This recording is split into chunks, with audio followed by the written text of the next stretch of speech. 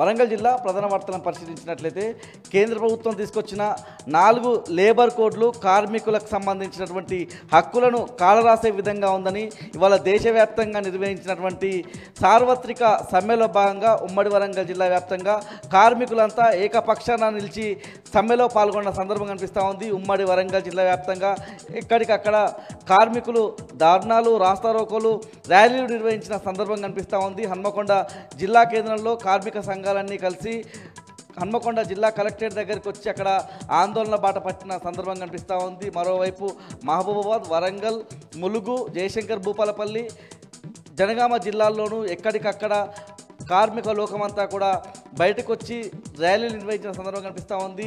భూపాలపల్లిలో పూర్తిగా సింగరేణి కార్మికులు తమ విధులను బహిష్కరించి సమ్మెలో పాల్గొన్న సందర్భం కనిపిస్తూ ఉంది. ప్రధానంగా 4 లేబర్ కోడ్లను కేంద్ర ప్రభుత్వం వెంటనే వెనక్కి తీసుకొని రద్దు చేయకపోతే ఆందోళన బాట మరింత తీవ్రతరం చేస్తామని ఈ సందర్భంగా కార్మిక నాయకులంతా కూడా హెచ్చరించారు.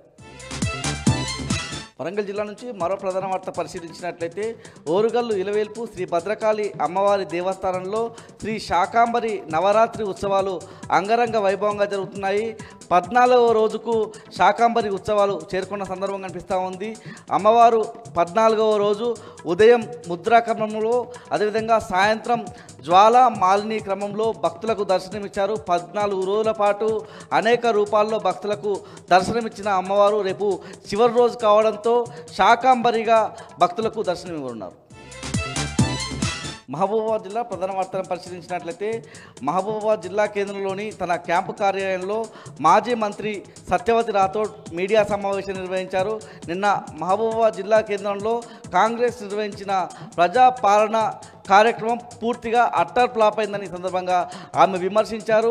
జిల్లాకు 6 మంత్రులు వచ్చి జిల్లా కోసం చేసింది ఏమీ లేదని ఆమె విమర్శించిన సందర్భం కనిపిస్తూ ఉంది. ప్రధానంగా జిల్లాలో అనేక చెరువులు కట్టలు తెగిపోయి ఉన్నా ఇప్పటికీ రాష్ట్ర ప్రభుత్వం పట్టించుకున్న పాపాన పోలేదని ఈ సందర్భంగా ఆమె వ్యాఖ్యానించారు.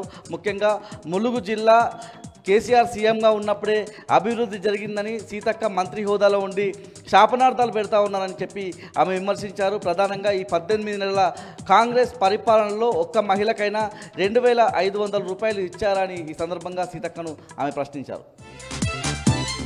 మహబూబాబాద్ జిల్లా నుంచి మరో ప్రధాన వార్త పరిశీలించినట్లయితే తొర్రూరు మండలం వెలికట్టె గ్రామానికి సంబంధించిన చెరువు కట్ట మరమ్మత్తు పనులు మధ్యలోనే ఆగిపోయిన సందర్భం కనిపిస్తూ ఉంది. వానాకాలం కావడంతో కట్ట తెగిపోయే ప్రమాదం ఉందని వెంటనే ఆ పనులను ప్రారంభించాలని అక్కడ ఉన్నటువంటి రైతాంగం అంతా కూడా చెరువు కట్ట మీద తమ నిరసన వ్యక్తం చేసిన సందర్భం కనిపిస్తూ ఉంది.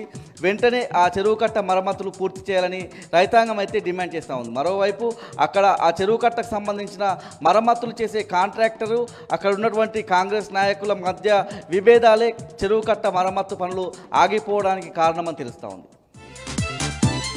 మహబూబాబాద్ జిల్లా నుంచి మరో ప్రధాన వార్త పరిశీలించినట్లయితే మర్రిపేట మండలం బూక్యా తండాలో నేషనల్ ఇన్వెస్టిగేషన్ ఏజెన్సీ NIA సోదాలు నిర్వహించిన సందర్భం కనిపిస్తూ ఉంది. ప్రధానంగా ఆ బూక్యా తండాకు సంబంధించి గత ఏప్రిల్, మే నెలకు సంబంధించిన మిరపతోట ఏరడానికి మహారాష్ట్ర నుంచి ఓ వ్యక్తి వచ్చాడని, ఆ వ్యక్తికి సంబంధించి ఇటీవలి కాలంలో ఒక ప్రధానమైనటువంటి కేసుకు సంబంధించి NIA అతన్ని అదుపులోకి తీసుకోగా అతని వివరాలు సేకరించడంలో భాగంగా అతనితో ఈ ప్రాంతానికి సంబంధించి ఎవరితోనైనా సంబంధాలు ఉన్నాయా అనే విషయంలో ఆరా తీయడానికి NIA వచ్చినట్లుగా తెలుస్తూ ఉంది. ఉదయమే వచ్చినటువంటి NIA స్థానిక పోలీసుల సహకారంతో బూక్యా తండాకు వచ్చి ఎవరైతే ఆ వ్యక్తి మిరపతోట ఏరడానికి వచ్చినటువంటి వ్యక్తికి సంబంధించి ఇక్కడి ప్రాంత ప్రజలతో కావచ్చు, వ్యక్తులతో కావచ్చు ఉన్న సంబంధాలను ఆరా తీసి వెళ్ళిన సందర్భం కనిపిస్తూ ఉంది.